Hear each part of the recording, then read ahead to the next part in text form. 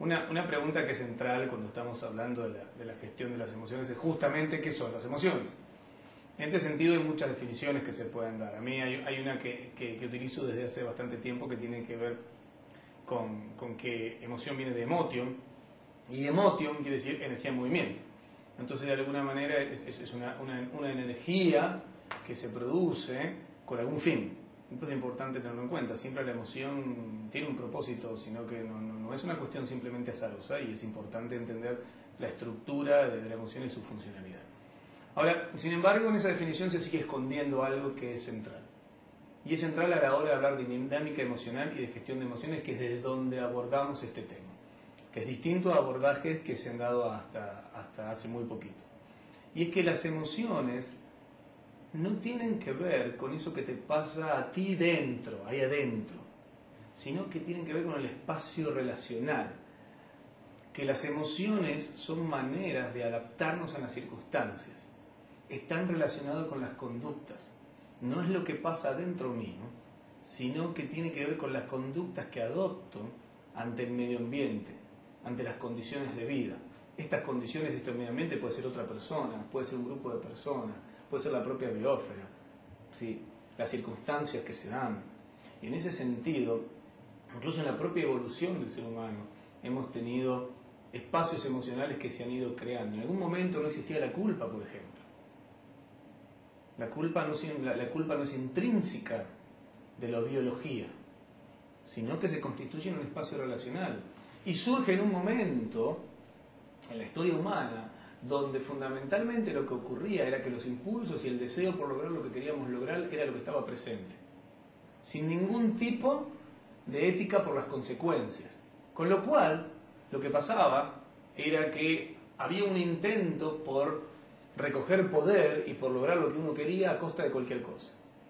Y si la humanidad seguía en ese espacio en donde quizás lo que era central como emoción era la agresión, si seguíamos en ese espacio, bueno, probablemente podríamos haber desaparecido, como desaparecieron muchos pueblos, muchas comunidades completas. La culpa, si bien no es que se construyó a propósito, es la emoción que se empezó a constituir a partir de la creación del control, el orden como central, como atractor central en el ser humano, donde aparece la moral de lo bueno y lo malo. Entonces, en ese momento se constituye la culpa como un espacio relacional, pero no es algo que me pasa adentro, sino es una forma de relacionarme con los otros, con el medio, desde el orden y desde el control. En ese sentido podemos hablar de muchas emociones.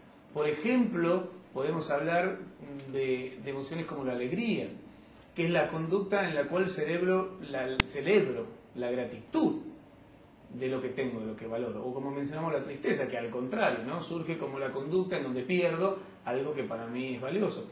O la ansiedad, que también hablamos, que es donde niego el presente, en el miedo, una conducta donde estoy negando el presente, en el miedo de perder aquello que quiero lograr.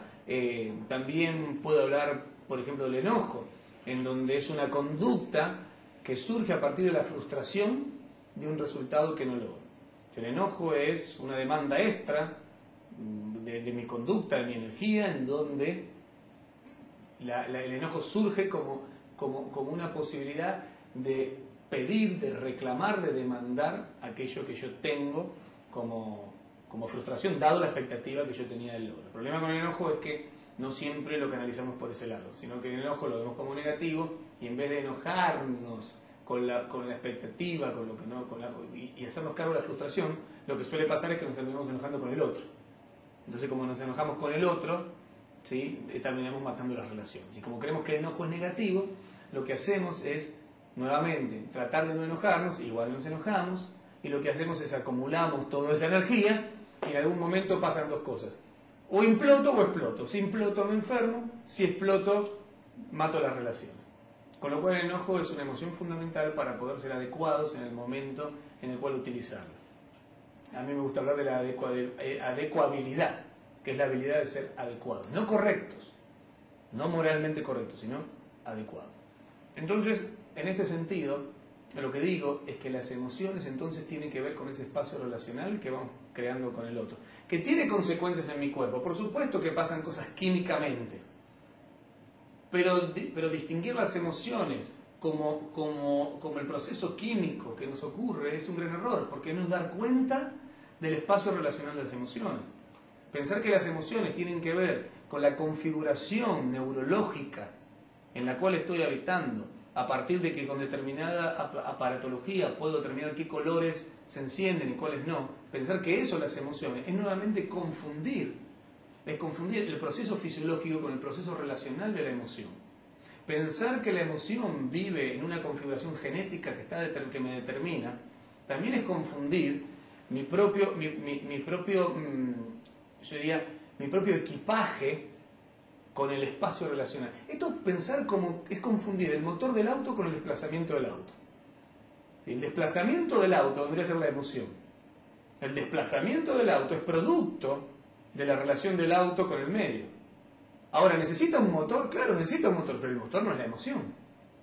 El motor es parte del equipamiento que el auto trae. Bueno, todo lo que a mí me pasa, ¿sí? Mi nivel cardíaco, mi respiración, con un aparato de neurofeedback, como hemos hecho algunas experiencias ya, podemos distinguir, de acuerdo al espacio relacional emocional en el que estamos, qué nos pasa con la transpiración, qué nos pasa con el ritmo cardíaco, qué nos pasa con la tensión muscular. Pero todo eso no es emoción, todo eso es la reacción fisiológica.